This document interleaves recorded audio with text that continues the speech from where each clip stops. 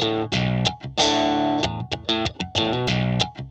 it's going flat out on the world's rally stages or battling for the hearts and minds of performance car fans on the road, two Japanese cars have been arch rivals for 15 years. And now the latest versions are at it again, because taking on the recently launched Subaru Impreza STi is the all-new Mitsubishi Lancer 10. So we're going to take this pair of rally-bred Japanese turbo cars to some of the best drivers' roads in Wales to find out what they're all about. By getting the new STi into dealerships a couple of months before the new Evo, Subaru's won the first race with Mitsubishi. The styling is much more aggressive, with wider arches and larger bonnet bulge. But inside, the interior looks like a £15,000 car, not a £25,000 car. But it's how this STi drives that really matters to Subaru fans.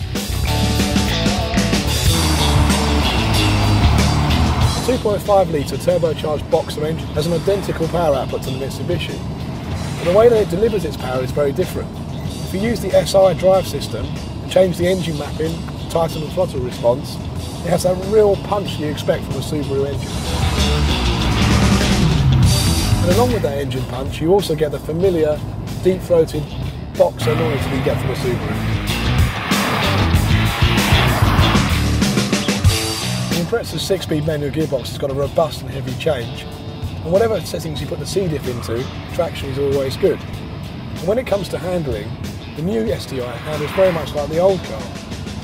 So Subaru fans who love the character of all the previous generations will still love this car.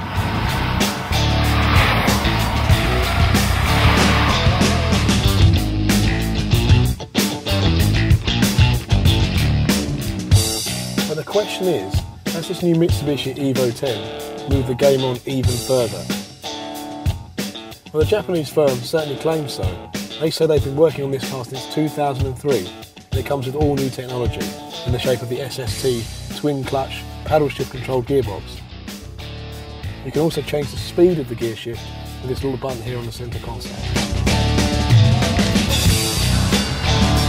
And once you drive the new Evo 10, it's immediately clear that Mitsubishi's bold claims are true, because this car does move things on from the old version and crucially from the Subaru.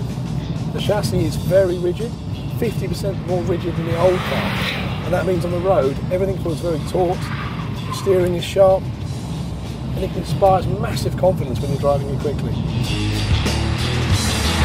And overall, it's a far more involving driver's car than the Subaru.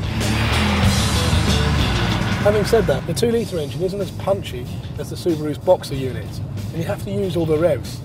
But because this gear shift is so brilliant with these paddles, it's fast on the up change and nice on the downshift, you don't really mind working the engine hard. And the other thing that strikes you about the new Evo 10 is that it's not as manic as the old car.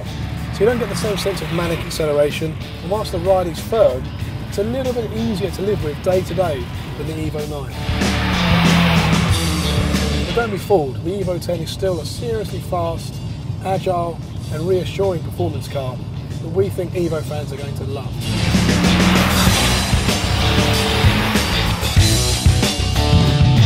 These rally-inspired cars have been battling each other for 15 years, and yet on the road, performance is still equally matched. But now this pair have very different personalities, and each has a unique appeal when you drive it.